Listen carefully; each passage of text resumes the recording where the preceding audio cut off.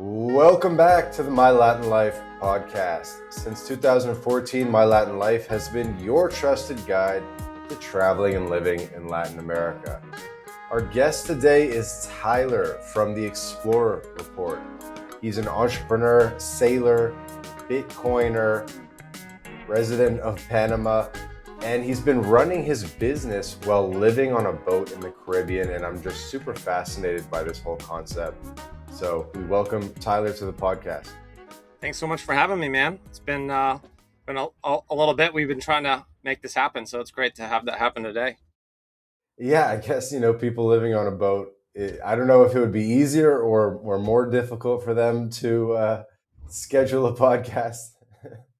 Yeah, maybe a little bit of both sometimes. We do a lot of moving around, and then we'll do periods of time where we're kind of stationary for a while. So all based on the weather and our allotted stays in different countries. So we just left Martinique a couple weeks ago and then have been kind of meandering through St. Vincent and the Grenadines now. Okay, so you're in St. Vincent. We're only recording the audio, but if you guys could see Tyler right now on video, he's literally just on the back of his boat in the sort of cockpit area, I guess you call it. That's not what it's called, but what's it called? It's the cockpit for sure. You got that right. Oh, really? Okay, yeah, good. That's the only term I have down almost. There's a lot of aeronautical, and that's where it comes from, aeronautical, right? So there's, port, starboard, cockpit. They're interchangeable. I'm surprised you're able to take this sort of like above deck and not in, because I imagine you have like a bedroom or something below deck. Yeah. We've got a little couch area, kitchen, bedroom. It's a small boat. It's only, it's technically 37, but it's really like 36 and a half. So it's not super big. It's pretty slender compared to modern designs.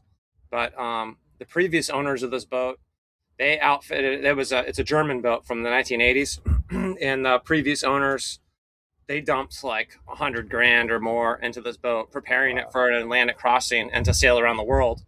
And so they put everything new in 2023, new mast, new motor, new solar panels, all of it, electronics, sailed it across the Atlantic and decided that they needed a bigger boat that was too small for them.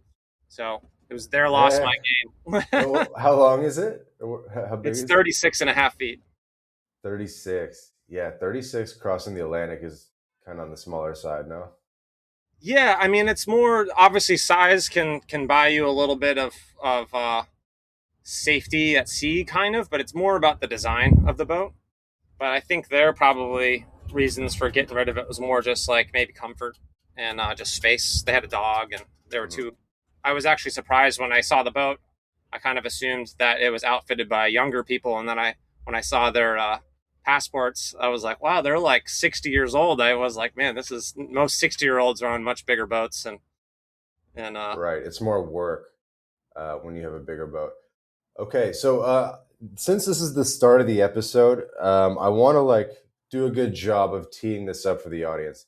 I'm super fascinated by the whole topic of living on a boat and mastering the seas, learning to sail. We'll get there in this conversation, but I wanted to just get straight to some juicy stuff, just while the audience is engaged. So you're American, right? Yeah. Okay, so you're American. Your wife is Venezuelan. You mentioned this was leading to some visa issues, and how being on the boat in the Caribbean is actually helping sort of get around that, or creating that like third place where you're able to be.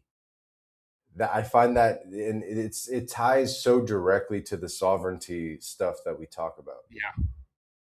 Totally. Yeah, no, it's been a big issue. My wife and I met in 2020 during the pandemic online, and then we got married in 2022, and we would always meet up in Colombia. That's where we'd go, because getting to Venezuela as an American is difficult. It is possible, but you have to get a visa. There's obviously like security issues and all that kind of stuff. And then getting her to the States is a challenge. And so being a resident of Panama, I was told, and the law clearly states that a permanent resident of Panama, their spouse can obtain residency through that marriage, which is true. But the problem is that in order to receive her residency in Panama, she has to get a tourist visa to enter Panama to go and receive her residency. And that was the factor that made it so it wasn't going to work for us. She got denied multiple times for her tourist visa. And so our marriage before moving on the boat was consisted of like trips. I would just go to Colombia. We'd both fly to Colombia, spend time together, and we'd both have to depart. Uh-huh. And so she got denied the Panama tourist visa? Yeah. Yeah. Really? Wow. Uh-huh. Yeah, because I looked into getting residency in Chile for us. And in Chile, I can basically apply for residency with her as my spouse, and we'll get she won't have to enter the country as a tourist visa so she'll actually get residency and get another visa that will be given to her through that residency process. But in Panama, they're like, you have to come on a tourist visa to get your residency, but they will deny her tourist visa. So it's just, different countries have different ways of doing things. And sometimes it's not a problem for people. And then other times it is if there's visa restrictions on that nationality. Well, I guess she's able to visit Europe if she went to Martinique. Isn't Yes. that kind of part of the EU? Yes. Almost. Yeah, exactly. So she can visit Europe and most of the islands in the Caribbean, except for a few like St. Lucia and the Dutch Caribbean islands. So interesting, dude. And just we'll kind of bounce around a bit on the sailing thing. I started watching some channels of sailors. There's this one, Adventure Man Dan. I really like this guy. I'm trying to get him on the podcast. He agreed, so I'm trying to get him on. But I gained such an appreciation for the like intellectual difficulty of running a boat. Like, you need to know so much stuff. You really have to learn again in a way that a lot of men haven't done in a long time. It's like maintaining like an old car, but like times 1,000. Totally. Yeah. There's a whole bunch of things going on at once. You have the maintenance and the understanding of the boat and the systems. You also have to have the understanding of like piloting the boat in all different types of conditions, navigation. And then of course you're dealing with like insurance and marinas and all that stuff, and customs and clearing in different countries. Just like anything, the best way to get started is like through baby steps, right? So, when you're learning to surf, you don't go out and surf the big waves. You start in the little, the beginner breaks and with a bigger board, and then you slowly start transitioning to more advanced boards and getting on bigger waves as your skill level grows. And the same thing is for sailing. It's usually best to learn to sail on a smaller boat and then start working your way up. Start in the bay, just getting the sail handling and getting your points of sail, getting your navigation down, and then you can start venturing out of the bay and doing longer trips, doing overnights in like a progression that makes sense for your skill level. And so it's not normally advisable just to like go out and buy a cruising boat and just start, doing long distance sailing, because that's usually a little bit over people's heads. But everybody learns at a different pace. So I just so you know, I most of my career has been actually a sailing instructor and a charter captain operator. Okay. So I've ran multiple sailing schools, and so I always customize my teaching to that specific student, because some people pick up things really easily. Some people have a more difficult time. And some people honestly just aren't going to have what it takes to be a captain, because it takes a whole level of like perception and attention to detail that not everybody has. I'm not sure if I have it, but you might. We'll see. So, dude, I was curious, are you in a marina right now, or are you just like raw anchored in like a bay? Anchor. Yeah, living for free. Okay, yeah. Do you want to explain that for people? I'll show you where I am here, so you can see. I know the audience can't see, but it's nuts, dude. It's literally Pirates of the Caribbean. Yeah. So yeah, we're anchored and very much relied on our anchoring system. And whatever weather comes through, we've got to be able to get through it on the anchor. And so You have to position yourself well, make sure your anchor's held well, watch the weather, make sure you're in the right place, and you're totally self-sufficient. So we make all our own water. All our power comes from solar, using Starlink for internet. Hmm. And we've got fridges and freezers, so we've got to make sure our food's stocked up and plan when we're going to be in places where we're going to be able to provision well. Hmm. Dude, there's so much going on. And so what if a storm came in? Because we're kind of actually getting into hurricane season Yeah, a little bit, right? So for do sure. you like run to the marina and then hide in the marina, or you just power through it in your spot? What do you do? That's a really good question. So, actually, one of the reasons we're here and we started working our way south is because of hurricane season. And when you get down to Grenada, that kind of tends to be the safest in the Windward Islands. Like the further south you go, the less Uh, likelihood of a hurricane don't that's the impacting the big thing area. they say about Grenada, right? Is it's like the Yeah, only country that's not in the hurricane zone or something. it technically still is, but the insurance companies treat it as a safe zone. The likelihood is less. But just in 2024, Hurricane Beryl just plowed into Carriacou, which is actually an island off Grenada, which is part of the Grenadian country. And why it totally just obliterated it. It was like an atomic bomb went off. And that was one of the earliest, strongest hurricanes on record. And then 2017, Hurricane Ian made a direct hit on Grenada as well. So those are kind of two. It's unusual, but it happened twice in the same decade. Hmm. And just back to it, so isn't there kind of like a dynamic where some people only stay in the marinas, they're paying for like a more luxury experience, and then some people do the raw anchor, some people do a mix of both, some people do almost exclusively raw anchors. Yeah, it's a little different here in the Caribbean. So there definitely are marinas. Most of the marinas are actually filled up with charter companies, um, or maybe like in Martinique, you do have like locals that keep their boat in a marina or on one of the marina maintained moorings. But generally, as a traveler, it's you're pretty much on anchor. You may go into a marina to do a short stay, but they're really expensive. And the marina space, like there's way more boats down in here in the Caribbean than there are marina slips.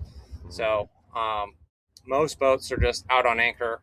There are moorings available in some places, but yeah, I would say the majority of cruisers are just anchoring and then will treat themselves to a marina here and there. Okay, and back to it, you've been doing this. You're actually an instructor, which I didn't know. That you're like I guess as experienced as you could get with it. Is this something that you learned as an adult or as a kid? How'd you get into it? Yeah, good question. I did a little bit of sailing as a kid. It wasn't anything serious, but I did some dinghy sailing in the summers. I grew up in Southern California, and so I had exposure to sailing, so I kind of knew the basics. But then I was a rock climber back in the early 2000s, and in 2007, I took a fall and just destroyed my ankle.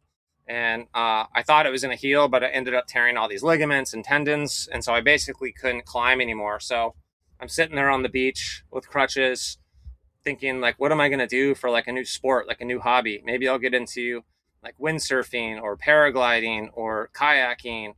And then suddenly I was like, dude, sailing, that would be awesome. And so once that idea dropped in my head, I went out and joined a sailing club in Berkeley and just started rigging boats and working their way up the ladder for how they're like they have a little skippers program that allows you to take boats out on your own and you have to put in time. And so I just got totally obsessed with sailing.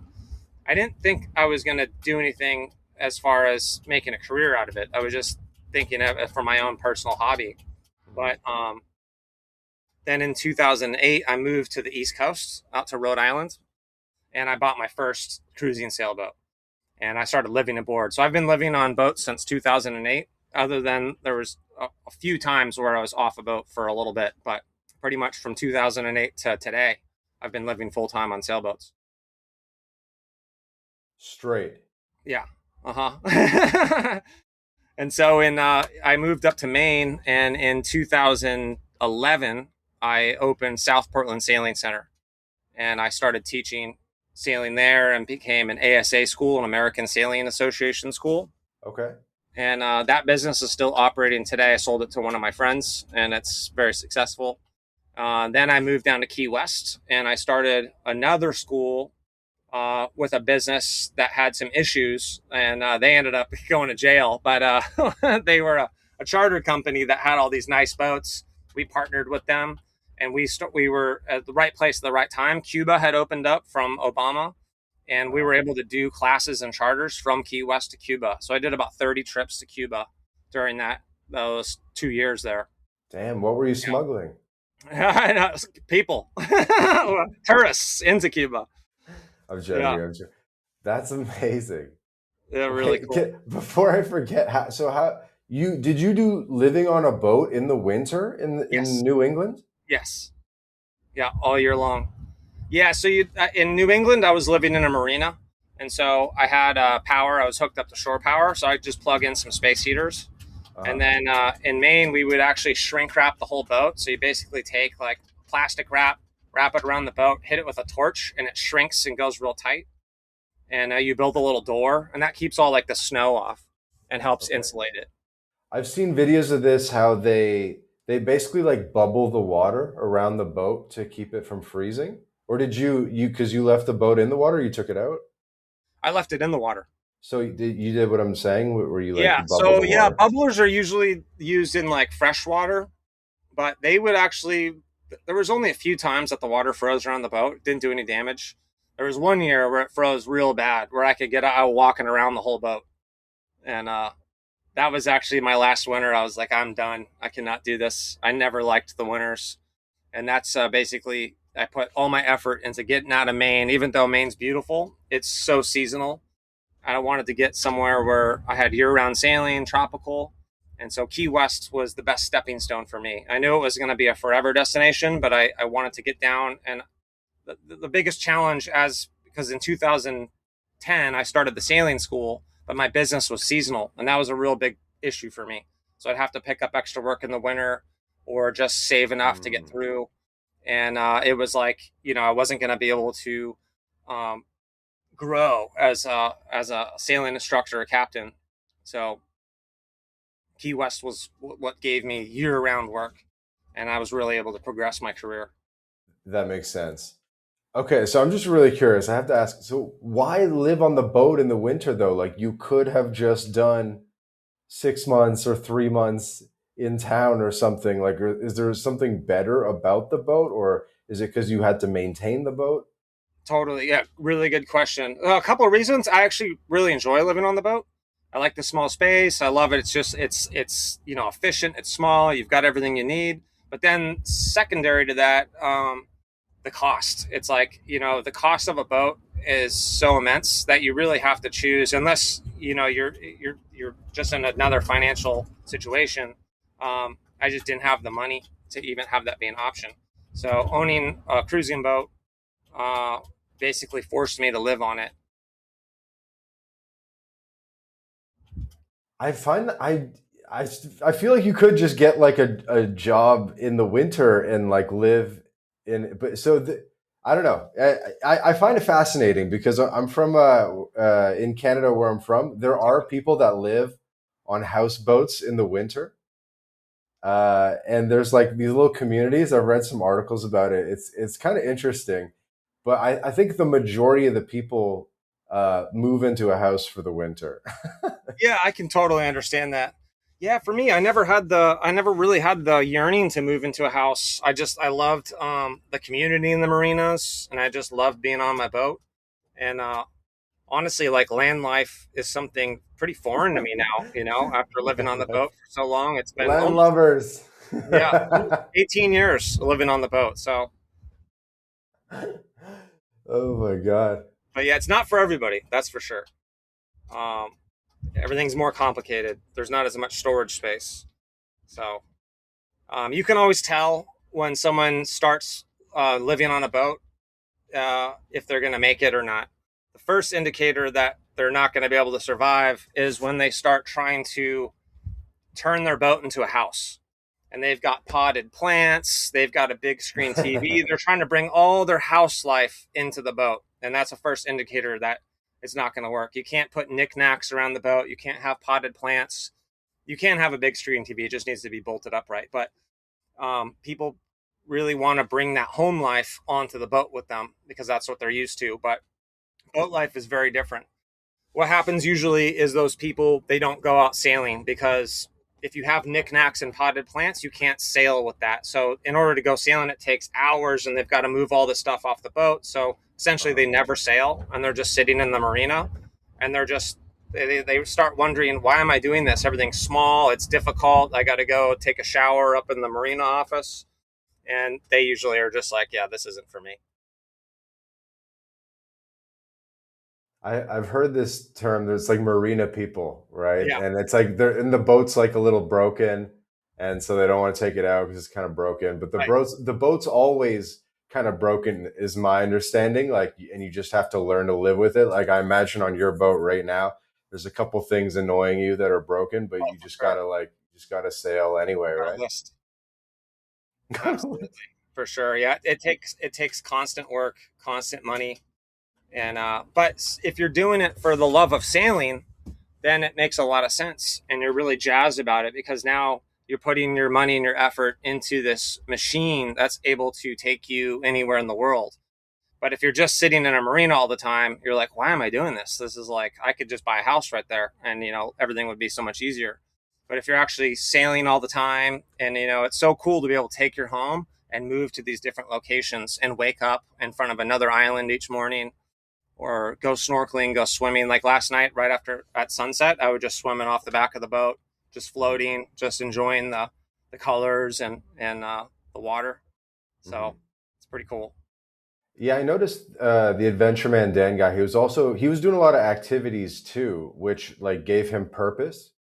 And is really helpful to have purpose, right? And so he'd be like going to certain areas to spearfish, and he wanted to catch certain lobsters and Totally. fish and this kind of thing. So and he'd have the surfboard. He goes surfing the what's it called, like the wind sail thing. Yeah. Uh, Wing so pointing. Totally. do you do the spearfishing? I used to do a lot of spearfishing in Key West. I did a ton. And here in the Caribbean, there's some laws that you have to, obviously, when it comes to fishing, you want to obey the local laws. And it can be tough. You need to get licensing, and it's not possible in all places in the Caribbean. But Florida is a very friendly place to fish as long as you're following the laws. And I did a ton of spearfishing in Key West. That was one of my main activities. Okay, nice.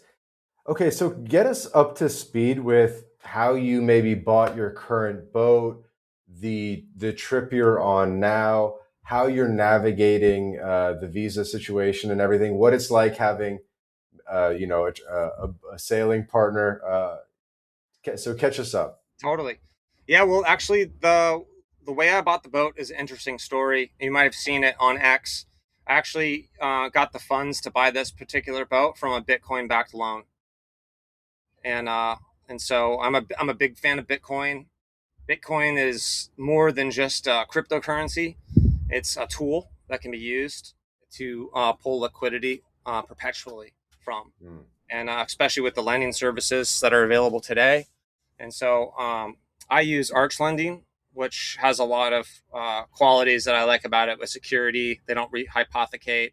Um, their platforms, really easy to use, really easy to understand, and they allow you to continually roll over the loans for eternity. So you just pay the interest, and essentially, then you're able to realize the upside of Bitcoin over time. And so that was really cool because now with that system in place, I'm able to take any money that I'm able to save and I just put it into Bitcoin. And so I'm just constantly putting like all of my savings into Bitcoin, and then I'm able to use that Bitcoin to create cash flow essentially by putting a portion of it into a lending program. Hmm. And so that's been really awesome. So I would definitely, if people are interested in learning how to borrow against their Bitcoin stack and pull, uh, perpetual income out of it, I would definitely check out Arch Lending. So But yeah, we bought the boat in September and we launched it in March. So there was a Of little bit of this time. year. So Yeah, okay. So it's a pretty new boat for you, hmm learning all the new boat. nicks and Yeah, knobs. yeah. We just launched it in March and just took off, and we went as far north as Martinique. We really liked it there, and so we just kind of hung out for a while. I was able to do a bunch of projects on the boat. Martinique has great chandleries and great amenities for boats. So I got a new dinghy, new anchor system, and then it was just really fun exploring that island. And even though I'm not a fan of the French government, I can say that I very much appreciate the French culture on the Caribbean islands. It's very mellow. Walk us through what that looks like, because it's obviously a very different sign-in process than the average person is used to that goes through a land border or arrives at an airport usually. Because my Totally. understanding is like you have to sort of like check in, and you have like, I don't know, 24 hours to do the check-in or something. I don't know. Can you walk us through Yeah, that? totally. Each country has different customs and immigration rules. So you need to check what what you need to do for that specific country. Some of them have like an online thing where you can actually go and like input your information before. Some of them don't. And sometimes even the ones that do, you might get to the customs office and then they're like, I don't have a computer, so you're just gonna have to do it manual anyway. But yeah, essentially how it works is you show up into the country and you raise a yellow quarantine flag up your mast, and that basically means I have not cleared customs. And then you Mm, go to the customs immigration office. You have your boat documents, your papers. You have your ZARPE or your exit clearance forms from your previous country, and then you have your passports. And so you basically give those, and you go through customs immigration, stamp your passport. They give you your entry forms that shows that you've paid and that you've gone through clearance. And then when you get back to the boat, then you remove the quarantine flag and you raise the courtesy flag of the country you're in. And that basically signifies I've cleared customs and I'm a visiting yacht. how do they give you the courtesy flag? No, you got to buy them. You have to buy a new flag every time you go to a country? Yeah, any country you want to go to, you usually want to buy the flag ahead of time, or possibly you can find it while you're there. Huh. Yeah, yeah. So Wait, what? another thing to plan for. That's so random. Okay. So explain this again. So you enter into the harbor, you have a little yellow flag that you put on your mast. And that's like a law, like every country agrees to the yellow Yeah, flag. yeah. It's like a International maritime Maritime. law. Yeah, and these customs date back centuries, you know. Uh-huh. So so it's real intriguing. But yeah, they're not super stickler with it. Like if you didn't have the courtesy flag of the country that you're in, like you wouldn't go to jail. Um, so, but generally, you do want to raise the quarantine flag, the yellow flag. They're pretty lax here in the Caribbean. Like they don't even have like really many patrol boats or, the Caribbean. They have such like a charter tourism industry based on sailing that they don't want to like intimidate people. But if you're going to Uh, sail to like Cuba or like you're leaving Colombia and going to places, they start critiquing what you're doing, a little more aggressively. And obviously, like in some areas, there's like a lot of drug running, and so they'll really scrutinize your ZARPes, your exit forms, and then they want to make sure you're following formalities. what's a Zarpe? How do you spell that? I think it's ZARPE. Zarpe. Yeah.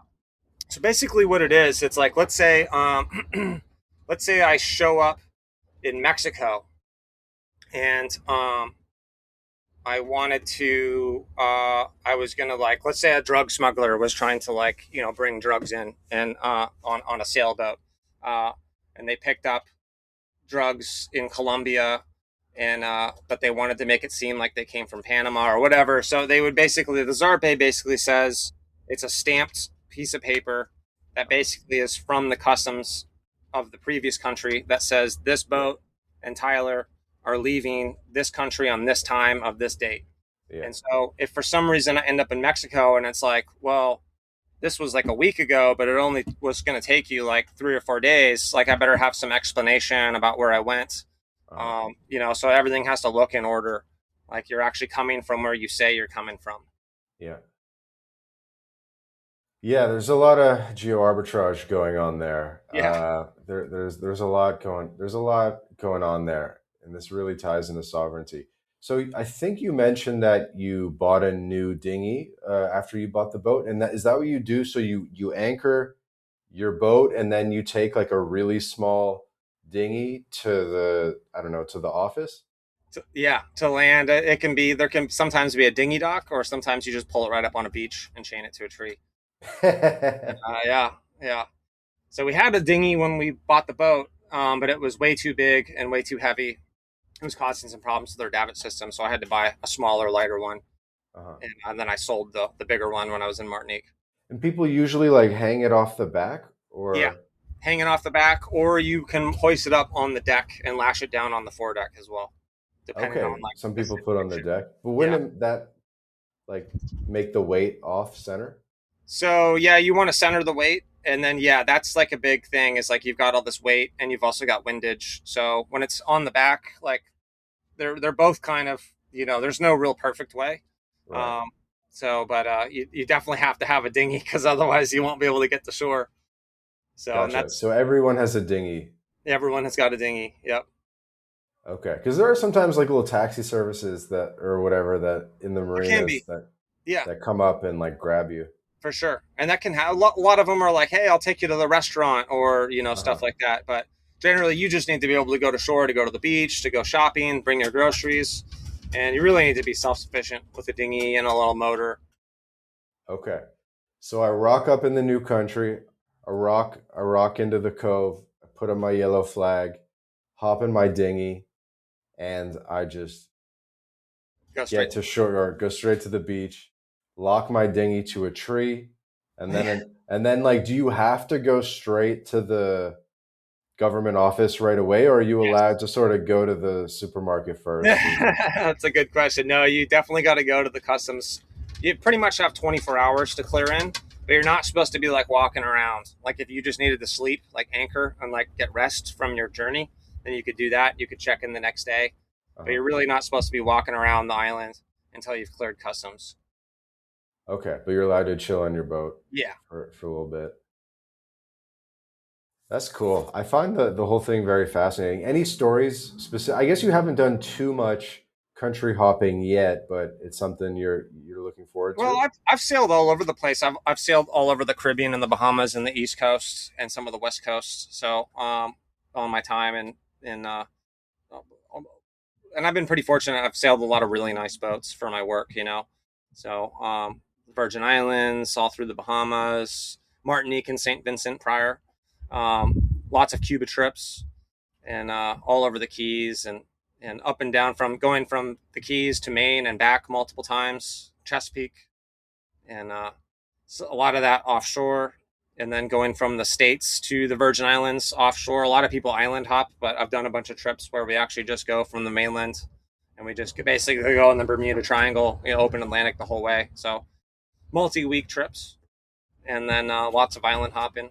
Bahamas are great, a lot of fun, and but yeah, lots of bad weather, lots of storms. But my job is to basically avoid catastrophe. So, and that's kind of the thing. Like, there's always like a learning phase. You tend to make more mistakes when you're younger, or beginning, and so that's why it's really important to kind of make those mistakes in a safer environment. Once you're doing like open ocean sailing, or you're cruising through, real remote areas, like nobody's there to help you. So if you mess Yeah. up, like you put the boat on the rocks, like there's no like sea tow to come out and like help you. It's done. So you really need to, your mistakes are vital. So my job is to basically, when I'm approaching like a situation, I'm always planning ahead, right? I'm always trying, and the things I want to identify are what are the dangers, what are the risks, and how do I avoid those. So everything from navigation, like where are the rocks, is there like a shipwreck I need to be worried about? So you've got cruising guides, you've got electronic charts. You need to make sure all those are up to date, that are going to fill you on anything that's changed, or because there can be like a shipwreck, like a boat sank and it's right in the middle of the channel. But if you don't know that, you could hit this submerged vessel. Um, And then yeah, just understanding where you need to go for customs. And you really we're really blessed right now because we have access to like real-time weather forecasts, and they're pretty accurate, but you do need to stay like on top of that, monitor the weather, really understand how to like plan your routes accordingly. So rough weather is a part of sailing, but you need to make sure that you're not going to go out in weather that's going to be uh, too much to handle for your boat. You need to Mhm. understand like what vessel are you on, like what kind of weather can this boat take, so they're not all the same. And then obviously like your crew and yourself's capability to like handle that. And then usually everything's fine in bad weather until things start breaking. So once you start experiencing like gear failure, now you've got problems, because something that could be pretty easy to deal with in the anchorage is a nightmare to deal with when you're in like 15-foot seas and the wind's blowing 40 knots. You like can't fix simple things. The boat's like thrashing around everywhere. So you really want to avoid that, and obviously you want to make sure your boat's like, you're going out well outfitted to begin with. Yeah, absolutely. I really respect how much planning ahead there needs to be. And I watched the videos and they're like, yeah, we got a storm coming in a week. Should we make a run for it now Yeah, or kind of wait it out? totally. Uh, it's so funny because living with a Latina, they don't have this level of looking ahead and organization. Right. So I feel when I'm around them, I lose my ability to think ahead. Uh, Yeah, I, I have to. That's my job. We've got, as a couple, we've got kind of different jobs, and so my job's to keep it safe and do all that planning. And I think my wife kind of just was like, "Yeah, he's got it." Like she doesn't really think much of it, and yeah, just along for the ride. yeah, she expects me to take care of it all, and that's fine. That's what I want. I Yeah, actually yeah, yeah. prefer that. Right. Oh, she just learned how to like pull the ropes a bit, She doesn't do maybe. much. I No. basically solo sail the boat, and Okay. she gets really seasick. So on passages, she's found that if she just puts in headphones and blasts it real well, because like seasickness has to do with like the inner ear. So like having earbuds in her ears like really helps. So she pretty much Mm, puts earbuds in and just like zones out and tries to get through all the rough water. The problem is here in the Caribbean, we don't have any calm water. Like you have calm water in the anchorage, but as soon as you leave the anchorage, you're in like open ocean conditions, hmm. big waves, big wind. So it's not really a good place to like learn how to sail versus like a bay where you have calm water and you can, walk Hmm. around the boat, see how things are happening, get a Right. feel for things. We just don't really have that ability here. That makes sense. Yeah. So with the limited time we have, I'm gonna ask some random questions. Have Totally. you ever, speaking of Panama, have you ever taken your boat through the Panama Canal and done some like Pacific Ocean stuff? No. One of my friends from Key West recently just went through the canal, and my manager that's down in Panama, he actually was like, "Hey, I'm going to take a few days off and go hop on our boat and bring it through the canal," because it was a big bucket list item for him. Uh-huh. He went and helped her bring it through, and I have not. Okay, so on the bucket list, because you got to go to El Salvador, man, with the Bitcoin. I know, right?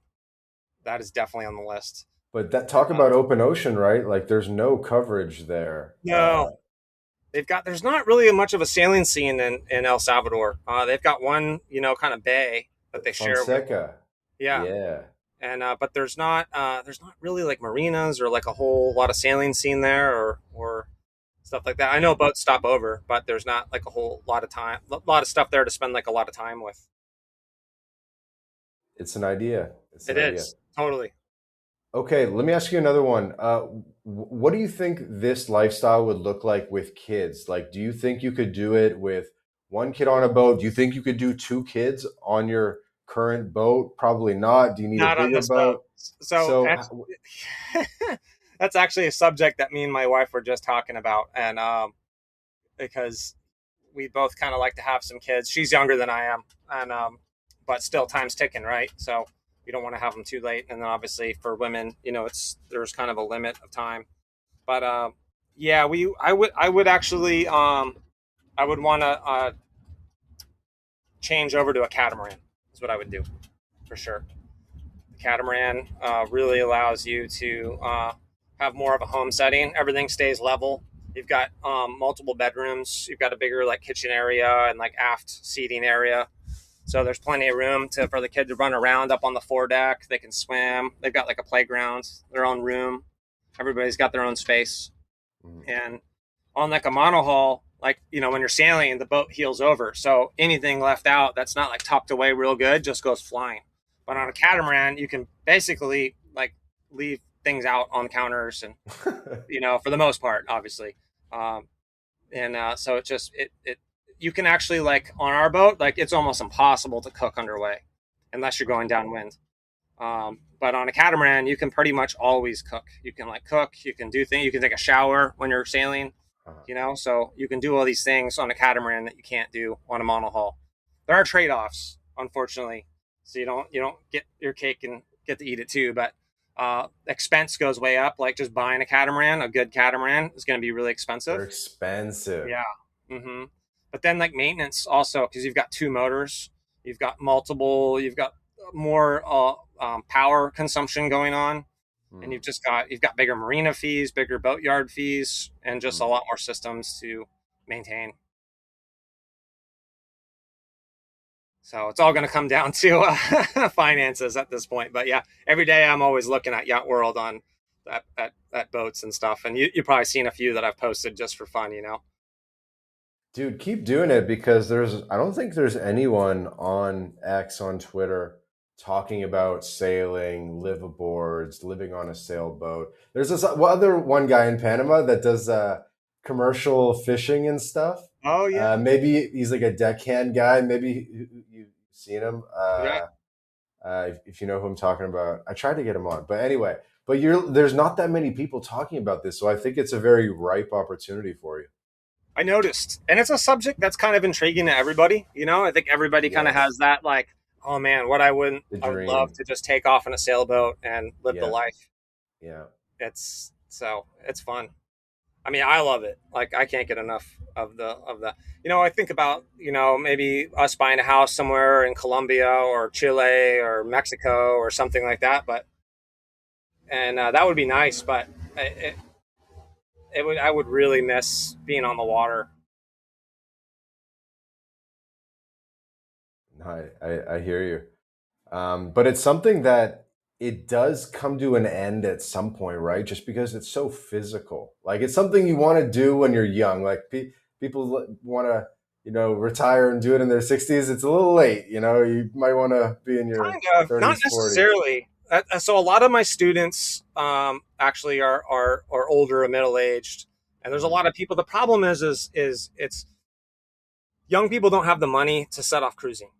Most of them, unless you've got like you're working remotely and you're really dedicated to it. Yeah. You kind of, it's really hard for people to be like, how do I uproot my life and go cruise the world when I have like a family or a job or whatnot? But when people are retired, they're like, I've got all the time in the world. I've got all this money and all this time. And that's really the two ingredients that you really need, or at least a balance. So, but you don't need a lot of money and you don't need a lot of time. You just, working remotely is key to be able to cruise. Yes, with Starlink, it's a whole different game now. Yeah, that's why I'm bullish on this now, because now that you can work on a computer, which is only really in like the past year, 2 years that it's possible, and like kind of got good. I don't know if you saw, they put out the V5 or V6 of the Starlink thing, the dish, like just this week, and it apparently consumes like way less energy, which is probably important. Cool. when you're on the boat. Yeah. So it consumes like 50% less energy, because right now it gets hot. It uses a lot of energy, right? It's like but anyway. Absolutely. Yeah, our Starlink is one of our bigger consumptions. Like right now I'm running the water maker. That takes a lot of power. I'm also running a freezer and a fridge and the Starlink. So those 4 items are really big power consumptions for us. And so I have to monitor. Once the sun goes down, I got to really like pay attention. I start shutting things down. Like I turn the freezer off at night. Starlink can only stay on until like 8:30 or 9 maybe. Yeah. Mm-hmm. And so I imagine you obviously, I guess for everybody it's different, but it's like what percentage sailing versus what percentage kind of like chilling at anchor. I guess it's going to be a bit different for everyone, but to work, you really kind of need to be at anchor. I mean, Yeah, you do. My But there's a situation, lot of work to maintain the boat like every day. So it's like, can you even get like an 8 hour workday in while maintaining the boat and all that? yeah, that's a good question. I mean, yes, I know there's all most of the cruisers out here that aren't retired are remote workers, and so the best thing to do is buy a boat that doesn't need that basically is like in really good shape, and so your maintenance is going to be like reduced. If you're dealing with a bunch of old equipment, then your maintenance level. You can buy a boat that's really cheap, but then you're gonna have to fix all the stuff all the time. You're gonna end up spending more money in the long run and more time. But if you buy a boat that someone just like I did, where someone actually took all the time and money to outfit it, then it's like I'm dealing with all brand new equipment. So I don't have a lot of like big crazy things. They're mostly pretty small and they're pretty easy to deal with. I'm also fortunate enough where even though I work full time, I'm not like start work at 8 a.m. until 5 or 9 to 5 or whatever. I kind of know what I need to do for my business, and then I'm able to tell my crew, hey, like I'm sailing right now. I'm going to be like kind of more or less unavailable from this time to this time. Text me or whatever. Uh, Usually I'm not out of phone service for too long. So, but yeah, but then there's things that I need to be sitting at the computer to do, but I can basically orchestrate like, okay, I can do this tomorrow. I can do this today. I'll manage my own workflow since it's my business. So I'm, I'm able to, do a lot. So I kind of know what I have to do and when I have to like just sit down and take care of business and when I'm able to just, start moving. Totally. And speaking of business, my understanding is you're running a business in Panama. Is this something that you care to talk about? Totally. Yeah. Yeah. It's awesome, man. Something I'm very passionate and excited about. We're in Bocas del Toro, Panama, and we started off with basically buying like a over the water home in downtown Bocas and renting that as an Airbnb, and then we bought the neighboring lot and we basically developed four more bungalow units and we combined it with the original property. So we now have 6 units that are basically in like a resort complex and with a giant sun deck with all these chairs. You can swim right off. We've got our own tour boat, and it's really been something that's been a lot of fun. Big learning experience, learning how to own and operate a business in Panama, but I'm not fully offshore. Like basically how I set things up, and everyone's got different reasons why they do things. We basically have a U.S. LLC that owns the holding company in Panama. So we're actually a U.S. company doing business in Panama, and then we have a Panamanian operating company that basically takes care of like paying the utilities and the staff and all that stuff. Mm-hmm.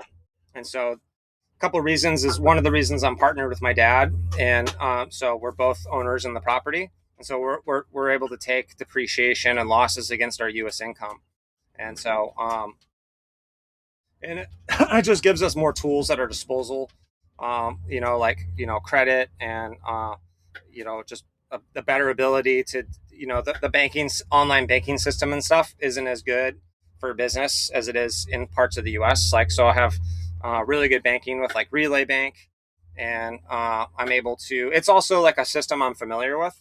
So with in Panama I really rely on my attorneys for like everything. I can't do anything without my attorneys. I'm like, I need to do this. I need to do that. I need to like filing taxes. Where in the U.S., of course, I'm relying on my like bookkeepers and my accountants and stuff like that. But I more or less understand the system that I'm playing in, and I know how to use it to my advantage. Where in Panama, it's like I'm reliant on like everyone else all the time.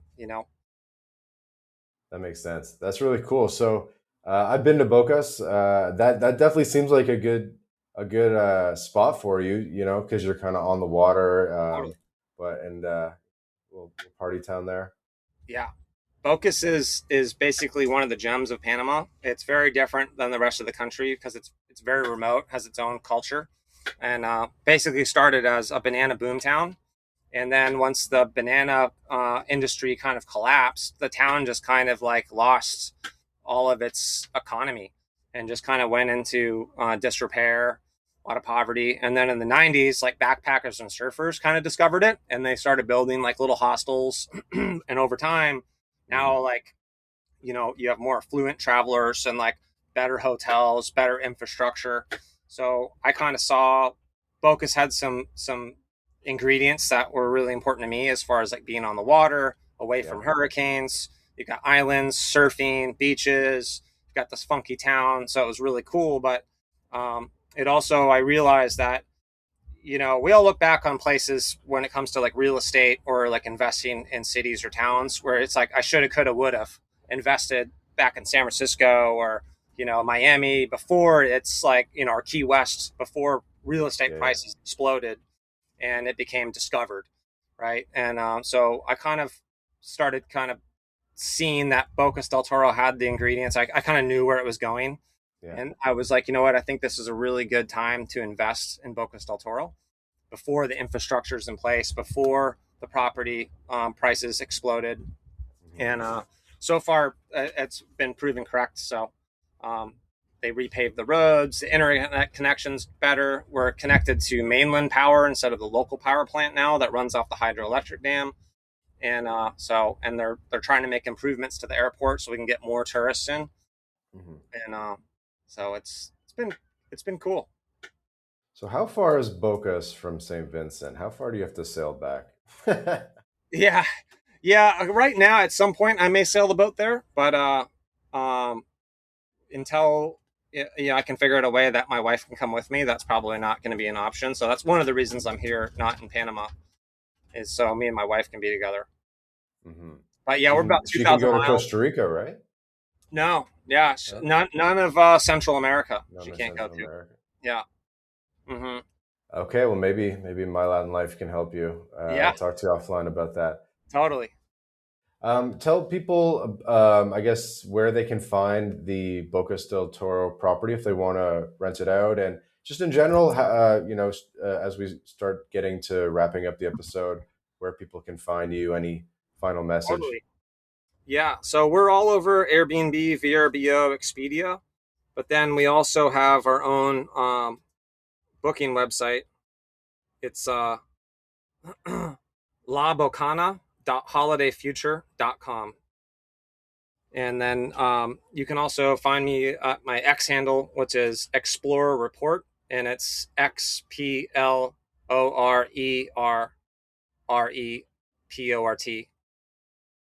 Xplorer Report with an X. That's awesome. Cool, man. I will have the link in the description to your X handle, and I guess send me the other one, and I'll add it to the description as Awesome. well.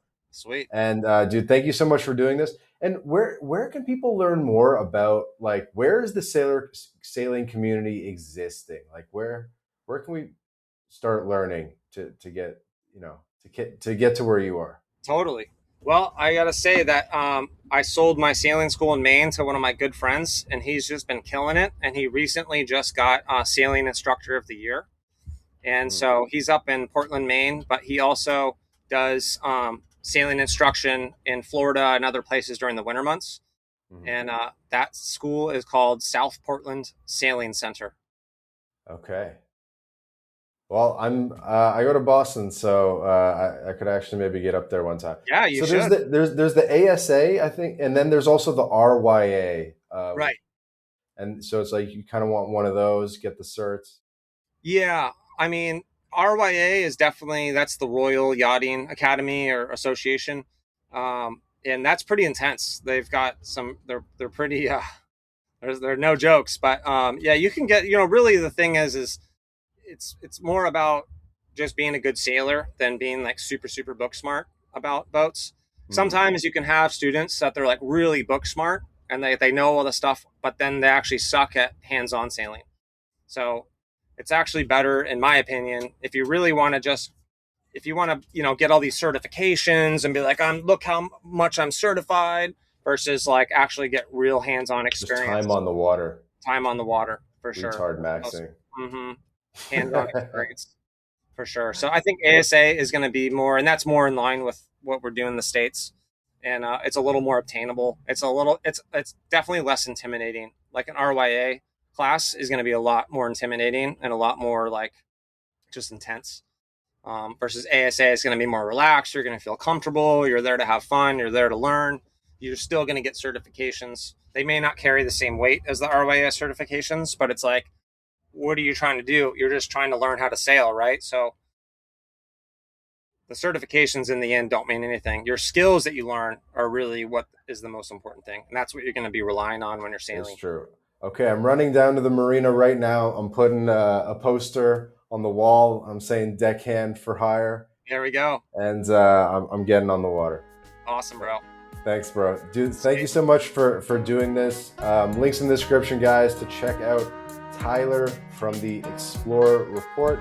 This has been another episode of the My Latin Life podcast. Please follow on Apple, Spotify, wherever you're listening to this. We put out a new episode every week. You won't want to miss an episode. Ciao for now.